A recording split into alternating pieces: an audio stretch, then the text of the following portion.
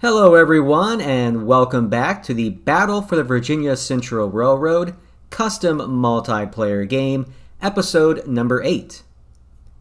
Back in episode number 7, the Confederate attack had stalled out on the Bend area and they were beginning to fall back. But their attack on the 5th Corps was breaking through and they were beginning to punch a hole in the center of the Federal lines. And both sides were making new plans and trying to figure out how they could adjust their strategies moving into the afternoon hours. We left off at 1 p.m. in the game, so we're going to advance now to the 1:20 p.m. turn, and you're going to see all the units on the map move just a little bit here. Alright, there we go. We are at 1:20 now, the end of turn number 27, and A.P. Hill's Corps is advancing. The Confederates talked about the strategy of counterattacking with Hill's Corps, now that they can see that the Federals are falling back on that flank. And I think they're going to be pretty successful if they move quickly enough. The 3rd Corps is going to have a hard time getting away from this flank. And on the right flank of Hill's Corps, Field's division of Longstreet's Corps continues their attack against the 5th Union Corps in the center of the Federal lines. They've punched a number of holes in that area, and they're already starting to break through. The Federals don't really have any reserves left to plug those holes.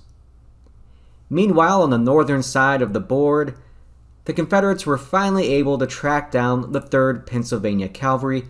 They had spent a number of hours looking for them, and the Federals were a lot closer than they knew. They were just stuck in some woods that the Confederates just happened to run across, and their cavalry skirmishers were able to make contact with them, and now they're going to swarm into that area to capture those Federal troopers.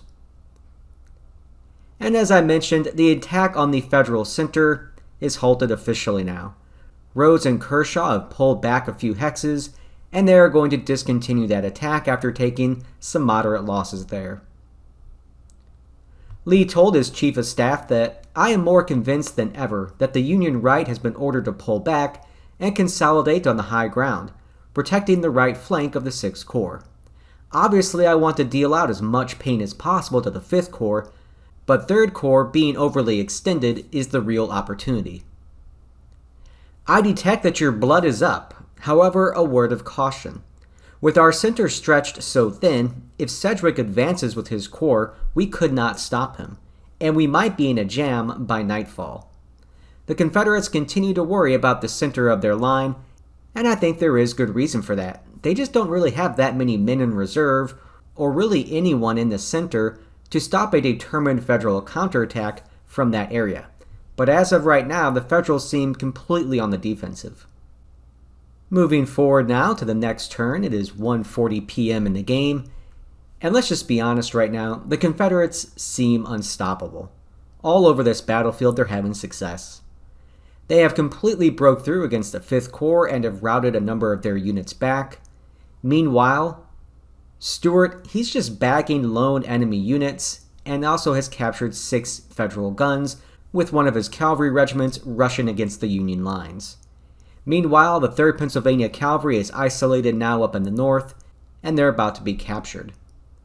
Meanwhile, he's also moving some units into the enemy rear to get at their objective points further west, and basically just to wreak havoc on their areas. Meanwhile, Early's division here is also attacking, and they're starting to push back the Federal left flank and making their life a little bit more miserable.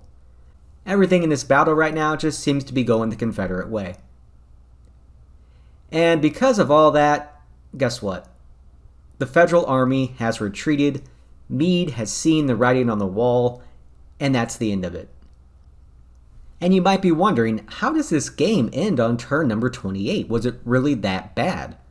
To be honest, yeah, it was that bad. The Federals were just unable to really get any traction in this game, and as a result, they just never had any momentum, it felt like, and one thing just led to another and led to another to the point where they had to retreat. The game was no longer competitive. And let's look at the overall losses for the two sides, and you're very easily going to be able to see how this came about. Let's start first with the Confederate side, and they only lost 2,663 men in this battle. Not very many. The cavalrymen lost 845, they lost 4 guns, and the infantry just over 1,700 losses. So really the Confederate Army could have continued to fight for quite a long time. Moving over to the Federal side now, and they lost a total of 7,259 men. And now they still have just about 88,000 men left, and they could continue this battle. But for various reasons that we'll get into, there really wasn't a point. Particularly because of this right here. The losses in Buford's division.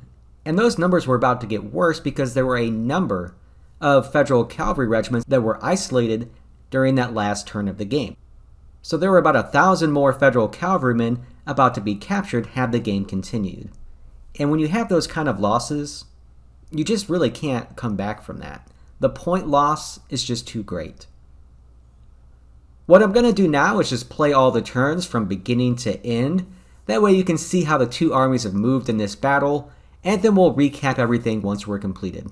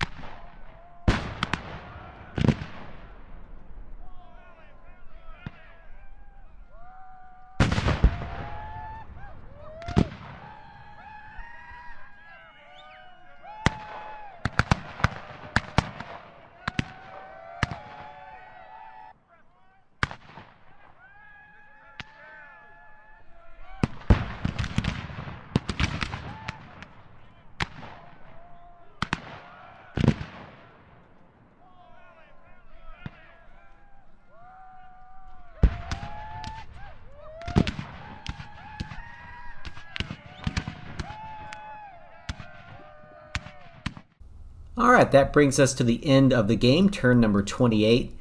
And I was talking before about how the game just had gotten to a point that it no longer made sense to continue. And let's look at the points and how that decided this. The total number of points that the Federals had was 5,162 up to turn number 28. Remember, points are bad. You do not want them. The Federal limit, as far as points go, was 13,400. Now for the Confederates, they had 1,484 points, and their max was 11,000. So they were still very far away from their max, whereas for the Federals, they were just gaining points way too fast. As a matter of fact, the average points gained per turn in this game was 184 for the Federals and just 53 for the Confederates. So even though they were attacking, they were still inflicting a 3-to-1 point ratio against the Federals. And that's just unsustainable. The percent of each army to their loss limit, the Federals were already almost 40% of the way to their loss limit at just turn number 28. And the Confederates weren't even to 15% of their loss limit. When you look at the points like this, it's really easy to understand why this game came to an ending during turn number 28. It simply no longer made sense to continue. The Federals never could have came back here. They were simply too far out of it as far as points went. Alright, so let me give you my 2 cents here. Because I'm sure there's a lot of questions that people are going to have about this game. What happened? How does a game end like this? I mean, you create this big scenario, you've got these giant armies, you've got this, fun setup where one side is attacking the other. What happened? Well, it's a good question. Was it this scenario? Did you create a bad scenario? I don't think so. The Federals had 95,000 men, the Confederates 75,000. The quality of the armies was exactly the same as it was at the Battle of Gettysburg. There was no difference. The Federals had 50 additional guns and 1,000 additional cavalrymen. On paper, this should have been a very even battle, but it wasn't.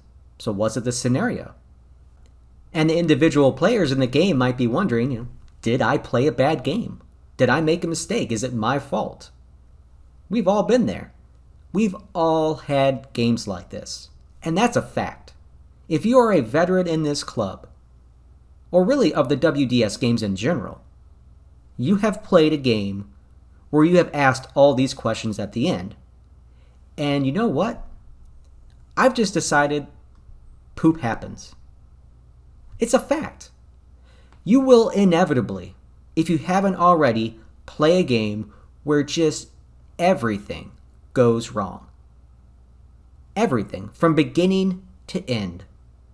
When I first played these games back in 2010, I was on a hot streak. I was beating people left and right, and then I ran up against a big dog, and I got destroyed. Absolutely destroyed. I didn't know which way was up. And I was trying to figure out, what can I do? What can you do? What just happened? And I went into pure panic mode. Because I could not understand what in the world I just went through. And the message I got from the veteran player was essentially, flush it. Poop happens. When it does, flush it. Don't overthink it. And that's a very valuable lesson. It really is. Because sometimes you just play games and nothing goes right. And that's okay. It's a cliche, maybe in sports, but tomorrow's another day. Get him next time. If you dwell on a loss too much, you'll go crazy. So don't bother. And because of all that, I'm not going to dissect this game very much. At the end of these series, I usually dedicate a whole episode to just going over what went right, what went wrong, and diving in deep into the scenario. But I'm not going to do that here. There's no point. Flush it. I will take a moment, though, and discuss one thing that's been bugging me. Because I've been thinking about this since all the way back on turn number 1. This is my only thing that I'm going to bring up here because it's really bugging me. I just think there was an opportunity missed on turn number 1 for the Federals, and I would have loved to have seen it. And let me show you what it was. The original Union plan had their entire army advancing towards the Bend area. And if you go back in the videos, at the time, I suggested that the 3rd Corps move to the east instead of to the north. So this got me thinking, what if I could replay the game and send the 3rd Corps to the east instead of to the north where they originally went? So I counted hexes and I figured out where the 3rd Corps would be at 9 a.m. in this game. Because if you recall, 9 a.m. was the turn the Confederates learned from their cavalry scouts that Meade's army was advancing from the south. So where would the 3rd Corps be at that point had they turned to the east? And they would be right there. The 3rd Corps would be well behind the enemy flank and moving to cause all kinds of havoc on the Confederates. And you know what? Lee would have been forced to choose between lots of bad options to try and stop the 3rd Corps from attacking his flank and rear.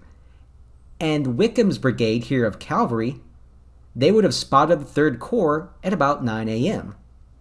And the only thing they would have been able to see is just thousands of Federal soldiers moving against their unprotected flank and rear. For all Wickham knew, there was more Federal cavalry in front of this unit, or there was more Federal infantry behind it. The Confederates would have had no idea what was coming at them on this side of the board, and this likely would have caused a panic in the Confederate High Command, and I am firmly convinced Lee would have had to have dispatched at least 2 divisions from the 3rd and the 1st Corps to try to stop the Federals and protect his rear areas. And where does this battle go from that point? It is really interesting to think about, because I don't know. I don't think the Confederates could have continued with their offensive attack knowing that there was a large enemy force on their flank and rear. I just don't see how it could have gone on. Would this move have completely changed the outcome of this battle? I don't know. Buford would have still been cut up, but I think the Confederates would have changed every plan that they were going with had this occurred. So this has been in my mind really for the entire game. Had the 3rd Corps made a different turn, maybe it goes differently. And that's the fun of these games sometimes, to think about the what ifs. And that's also the fun of history. But in the end, you know what? Just flush it. It is what it is. It's a bad game. It happens. The two teams and the players, they'll all move on. They'll have victories in the future. They'll have defeats in the future. When games like this happen, it is what it is. In all these videos, I try to add just, one thing that people should take with them moving forward. And obviously in this episode, it's flush it. Just put that in your vocabulary right now. Flush it if you have to. But I will say one more thing. And I saw this in the last multiplayer game I did with the Battle of the Rappahannock. And I saw it in this game. I'm just going to reiterate the point one more time. When it's time to retreat in a game, move fast and do not look back. Get out quickly. I've seen it enough in these games to know this is a fact. When it's time to retreat, you need to go. If you have to leave a regiment behind to buy you time, that's fine. You can't save everyone. When it's time to go, go. Poop happens. Flush it and move on. Alright everybody, thank you for watching this video and this series. I do appreciate it as always. If you enjoyed it, be sure to give it a like on here. And you can also subscribe. When you do that, you'll get notifications when future videos drop on the American Civil War Gaming Club channel. Until the next series, everyone, and until the next video, just remember, keep gaming.